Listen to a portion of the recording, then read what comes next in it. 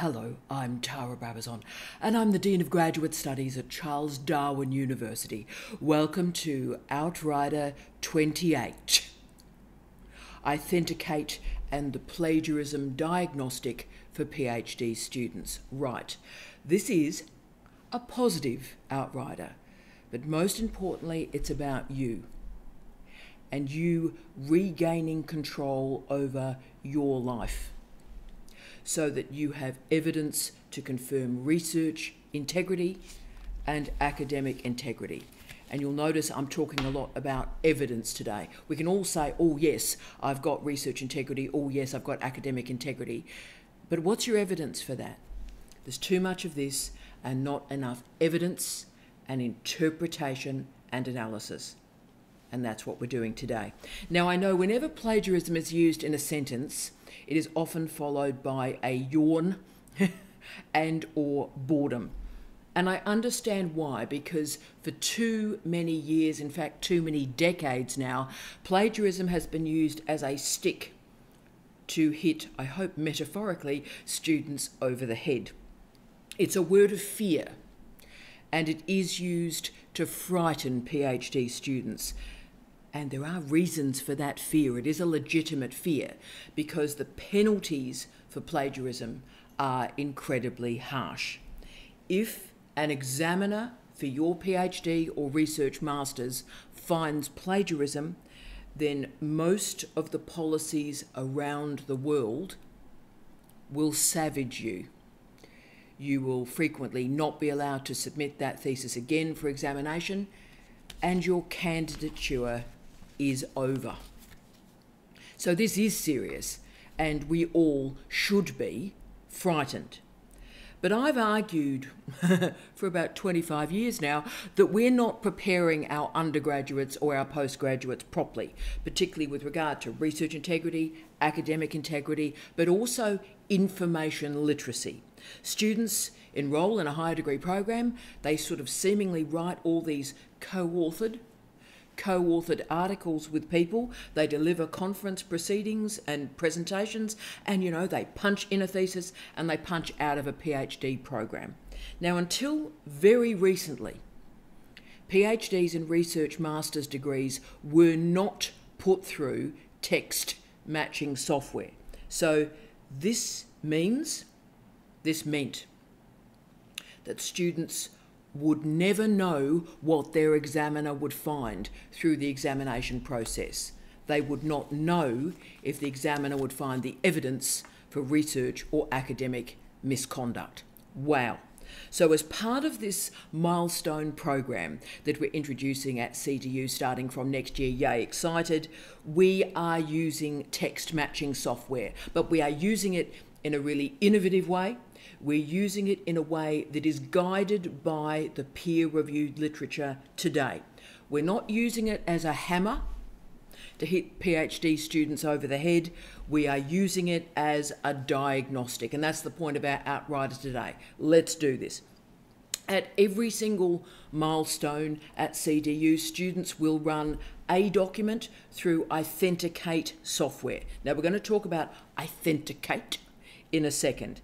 But what I'm trying to do is empower you to make sure that you can check and verify your documents for yourself. I'm returning the power to you.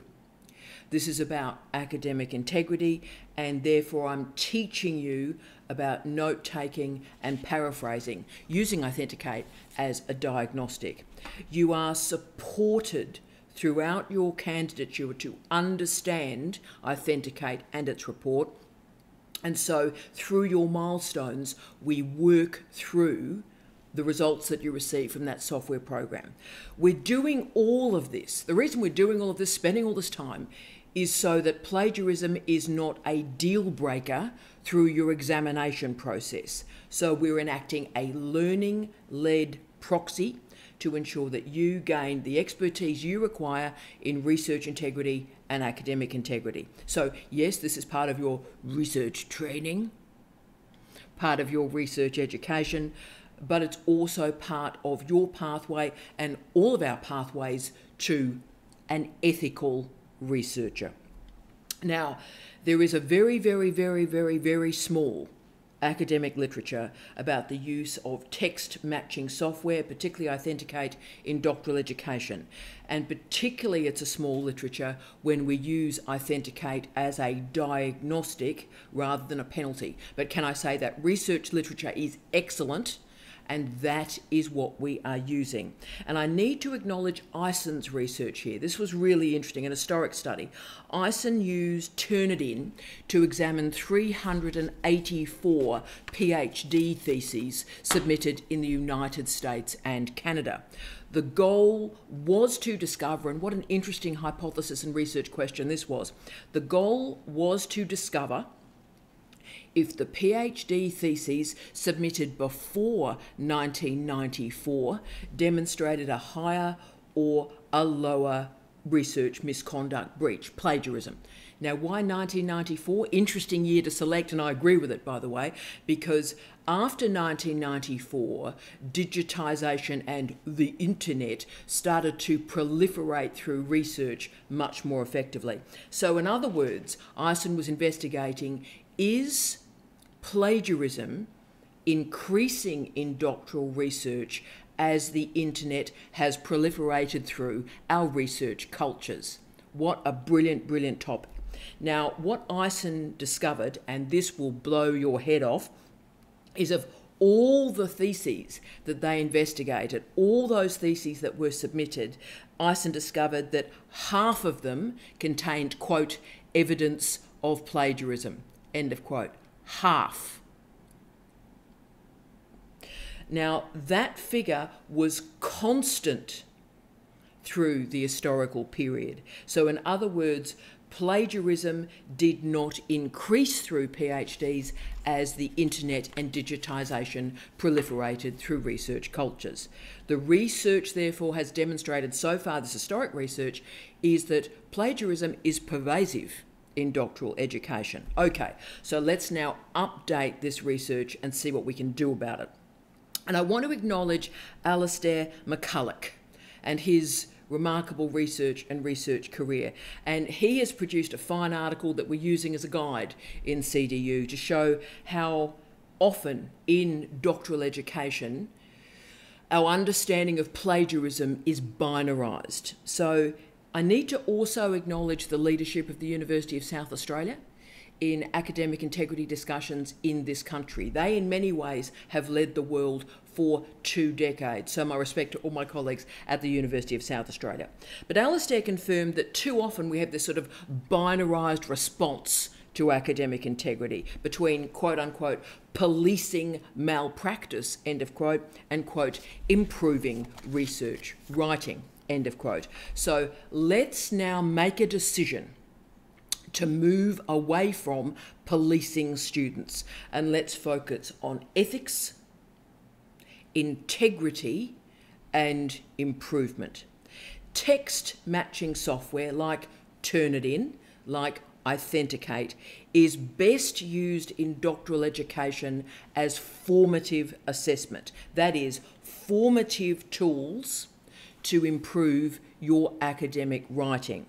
So let's look at the research now. So McCulloch et al.'s research looked particularly at HDR candidates and supervisors at the University of South Australia. And they used Authenticate, and their use of this particular software is important. They explored the role of Authenticate for PhD students and supervisors in enabling information literacy in candidates. So this is the study. What did they discover? They showed, firstly, and this is absolutely crucial, that the academic staff that did not use Authenticate could not see why it existed and did not recommend its use for their students. So as you can see, people without personal or professional expertise denied and devalued that personal and professional expertise in their students. The research also showed different patterns between supervisors and students in the use of Authenticate. And this was brilliant, I thought.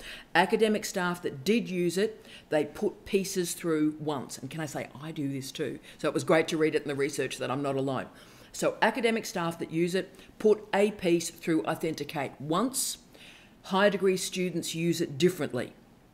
They submit and resubmit the same piece over and over again to investigate the improvement in their work. Isn't that brilliant? So students particularly submitted introductions and literature reviews in that repetitive fashion. Therefore, this study showed that for higher degree students, Authenticate enabled the development of writing and also an understanding of research integrity. Therefore, text matching software is best positioned not as a punitive system, but as a formative assessment. It is an educational tool to improve writing. Fabulous. So therefore, this is a positive moment in our lives. This is a moment where we are making a decision as staff, as students, to improve our work. So let's talk about Authenticate. Authenticate is a text matching software. It's owned by plagiarism.org, and they, of course, also own Turnitin. So one business owns the two best-known text matching software. Yeah. So it's important to recognise that plagiarism.org is a business. They gain from ensuring that plagiarism is a folk devil that frightens people. So they as a corporation gain money from that fear. So this is not a public utility. This is not a service. Universities and journals and a whole series of other organisations have to purchase this software. And as someone who actually approved the purchase of this software at CDU, can I say this is a very, very, very expensive bit of kit. This is a big commitment for any organisation that buys Authenticate. So just remember that Authenticate and Turnitin, this is not sort of a benevolent, vegan, groovy, pacifist type of vibe. This is a corporation that is feeding off the fear of plagiarism. They have gained their business model through increasing the fear of plagiarism. Now, this corporation, therefore, is based in Oakland in California, surprise, surprise, and Authenticate was released in 2004. But you may not have heard of it. And indeed, it's because it seemed to be sort of the less popular sister to Turnitin. Turnitin dominates undergraduate education. It is, as I describe it, Turnitin is the Toyota Celica of text matching software. But Authenticate is the Lexus of text matching software. Universities are not only the audience, for example, the World Health Organization uses Authenticate, the United Nations uses Authenticate, the World Bank uses Authenticate. So commercial and academic journals and publishers use this software. It's also trialled a series of innovations that are incredibly useful to researchers. So let me tell you about one crucial innovation in Authenticate that has changed my life, not only as a scholar, as a researcher, as a student myself, but also as a dean who has to investigate these plagiarism cases. Authenticate does something pretty spectacular. It allows us to assess what they call a document-to-document analysis. So what that means is you can upload one particular document and assess it directly against another document. So this stops all the talk about this person ripped me off, this person, stops all of it. Okay, did they? Here it is, let's see. Thanks for playing. Now this enables all sorts of text matching possibilities for you. Not only can all sorts of pieces be assessed against each other, but we can compare, for example, an article that we write today with something that we wrote 5 years ago, which is quite important for self-plagiarism discussions that we'll get to in a second, but also say you're the first author on one article and you're the third author on an article from your lab mate looking at the same project.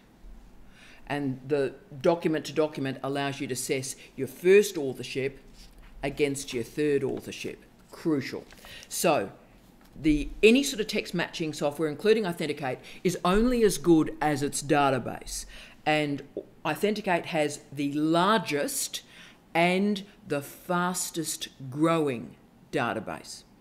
It works in multiple languages, which is crucial. It has phenomenal disciplinary coverage, which is crucial. And the reason in many ways I wanted CDU to go to IThenticate is because it is so effective with equations. So particularly for our colleagues in mathematics, I love the mathematicians, our colleagues in physics, hello. It is able finally to really engage with your work through all the equations and manage it properly. And, plagiarism.org needed IThenticate to do this. Turnitin simply can't do it. So IThenticate actually is running 4 databases. It checks firstly through the premium scholarly publications database. 96% of journals are covered here, and that is, at this stage today, 82 million refereed articles are checked. The second database is the Internet Archive, comparing your document with 90 plus billion web pages, with 22 million web pages being added every day. That's the second database. The third database is an interesting one, a really important one, the ProQuest database of dissertations and theses. Over 1 million dissertations are checked in multiple languages. Currently, ProQuest is working in 35 languages, but that's expanding all the time. And the fourth database is the one that just blows your head off. That's the private repository. This is the amazing one. We can add specific documents and do direct checks between them. So if I am managing a plagiarism case and a student or a supervisor, but say a student says, my supervisor is ripping me off, then I can compare these 2 documents in time and assess what's going on and present that evidence to both parties. Okay. Importantly, 1,500 global publishers are now using IThenticate. So to be frank, one of the other reasons I introduced it for our students at CDU is wherever you go, in public or private corporations, whatever publishing you do, you're going to have to confront IThenticate. So part of my role is to make sure you have exposure and use of that in your doctoral program. Therefore, what we're trying to make sure at CDU is that you not only gain sort of exposure to IThenticate, but you gain expertise with it. And look, it is an incredibly intuitive database, and unlike Turnitin, and again, this is crucial, IThenticate does not save your document. Now, this is the bit where I was always a bit uncomfortable with Turnitin, and I can say it now that we're not using it at CDU in the doctoral space. But what happened with Turnitin is students would upload their document into the Turnitin Borg cube, and unless they clicked draft, so putting it in draft mode, then Turnitin would grab that thesis and put it in the Borg cube, and it would be used to check other people's theses and other people's work. So in many ways, yes, we were checking students, but Turnitin also gained from all those people putting in their theses to then check against other people. So it became part of their corporation, part of their business, and expanded out their reach. Now, IThenticate doesn't do that. There's no saving into the Borg cube. The student, the researcher, all of us, we maintain control over our uploads. Nothing is saved. Terrific. Now, the results of the University of South Australia, that study we talked about a little while ago, confirmed that when asked, and this will change your life, when asked, 89% of HDR students stated that IThenticate helped them prevent plagiarism. 89%. 64% of staff, of supervisors stated it helped them prevent their student from plagiarising. Brilliant. And half of the academics were generous enough to recognise, half of them, that actually IThenticate stopped them committing plagiarism. Brilliant. So as you can see, this is really formative learning. This is moving students and staff away from sort of like detecting plagiarism to preventing it. Indeed, at the University of South Australia, 80% of staff and students agreed that iThenticate had improved their writing. This consciousness has been created because there's this realisation that the development of high quality research writing emerges when we spend a lot of time thinking about paraphrasing and making sure that this sort of inadvertent paraphrasing isn't actually plagiarism. For me, that's the crucial discussion we all need to be having. And 85% of the University of South Australia staff and students confirmed that iThenticate improved their paraphrasing. 85%. Okay. We're also seeing, but again, that's a small study in a small university, in a small state, in a small country. What's the generalisability? Well, I also saw a great study in Mexico of how iThenticate has been used in an online doctoral program. And Ortiz et al. Confirmed that, and this was even more startling, students moved from a 90% detection rate to a 20% detection rate through the program, through the use of iThenticate as a formative assessment. So this leads me to our final few comments about iThenticate for you, for our remarkable, important higher degree students. The first thing I need to say to you is ignore the number. Let me explain. Too often, and this is a leftover, I think, from undergraduate education and the use of Turnitin, the students get terribly involved in the percentage match, that scary red number at the top of the Turnitin report. What can I say? In our space, ignore the number. The number, to be frank, is not actually terribly meaningful. Students and supervisors and deans, people like me, need to go through every line of that thesis. It's not about a single number. We go through every line to check for the matches. So let me give you an example of this. And I have seen this, by the way. I have stopped a thesis being sent out and had this corrected. So a thesis may have a 1% match. 1%. So you go, oh, terrific. That's a great result. But actually, a 1% result can show that one paragraph in a big thesis is actually plagiarised. And I have seen that, by the way, where 1%, you go to page 126 and there's an entire paragraph that the student thought they were paraphrasing and actually they plagiarised. And in that case, it was probably pretty lucky I caught it, because that particular quote, and it was a quote, came from the person that was being sent to that was an examiner. Okay, so 1%, you need to check every line. That 1% could be a crucial 1% that you're actually plagiarising. But then let's go to the top end of town. Say you get a result of like 77%. Always scares people. But, say what you've done at 77%, you accidentally forgot to not include your quotations and your reference list at the end. Okay, you can, by the way, exclude quotes and exclude the reference list at the end. But say you didn't. So what's happened in the 77% is all the legitimately configured quotations have been picked up and the references have been picked up. Well, when you go through it, you can see that. That's great. Great check, not a worry. Now, you also might have a high percentage of matching because you've published from your thesis, right? And we'll talk about self-plagiarism in a second. But some journals make huge mistakes and they use what's called a cut-off number. So they have a particular number that they focus on and that creates a desk rejection. So that's a desk reject if it reaches a certain number. That is absolutely and completely wrong and is, to be frank, ridiculous. Therefore, we need to, in scholarly communities, start this robust and caring and compassionate conversation about information literacy. And we need to do it today and tomorrow and next week and next year, so that we are using this software as formative diagnostics rather than as a summative judgment. It's not meant to be used like that. Finally, I want to talk to you about the challenging bit of this story, and that is self-plagiarism. Now, I've done a lot of research on self-plagiarism in the last 10 years.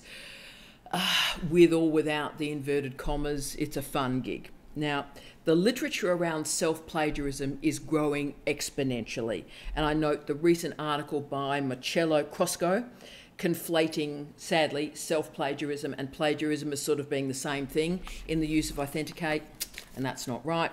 But even up to 5 years ago, some students and some supervisors in some disciplines got away with sort of slamming together. They published 3 articles, slammed it together in a thesis, often in the original formatting from the journal with sort of a short intro, a short conclusion, and really random referencing styles, and then sent that out to examiners. Now, of course, they were the times of dial-a-mate examiners, so there's the supervisor, staple a few things together, send it out, hope for the best, dial-a-mate examiner, thanks for playing.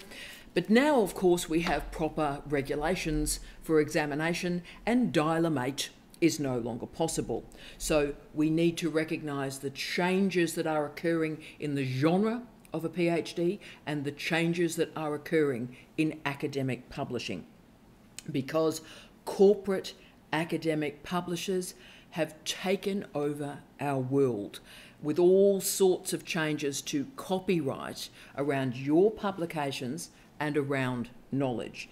Situations get very, very sticky when students think they've got the right to their own research when it's been published in particular corporate journals.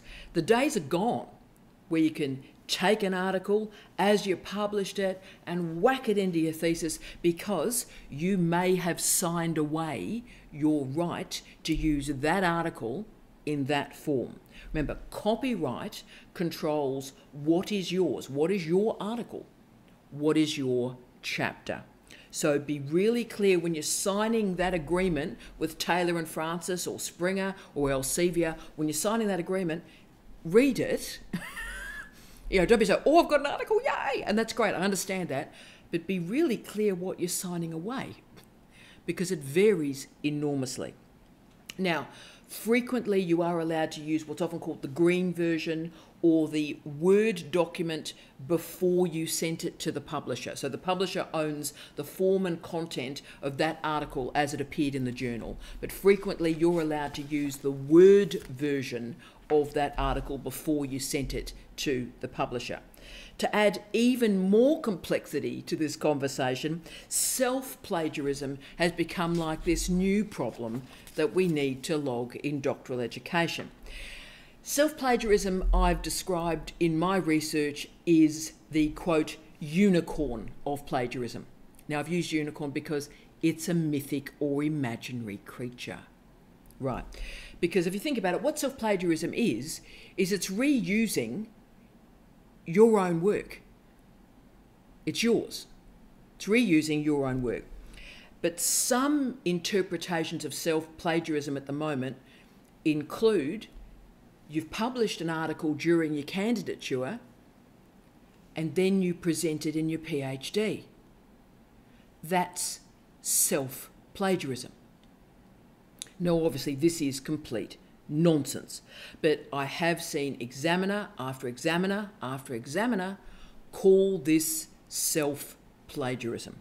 Okay, so if your supervisor has not stayed current with the changing copyright laws that exist around academic journals, or they haven't kept up with this self-plagiarism conversation, let me tell you how to help. Right, firstly, you need to use iThenticate throughout your entire candidature. You need to use it as a diagnostic tool to verify what is your work. Now, on your co-authored work, oh my goodness me, check that your writing has not been submitted in some other form in another article where you are a co-author.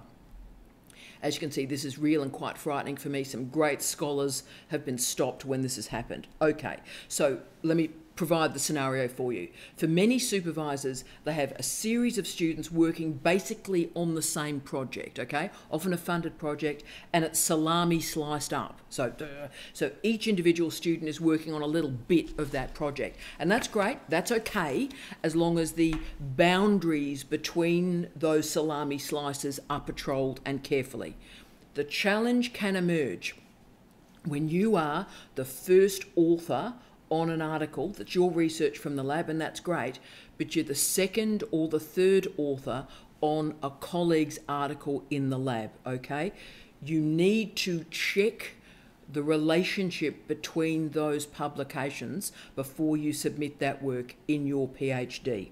Remember, IThenticate tests and checks most journals, that's great, but it also allows you to put up two different objects, two different publications, and check them against each other. Now, for the methods section in the experimental sciences, this is absolutely crucial, okay? So just check your first author on one, second, third, fourth author on another. That's okay, that's cool.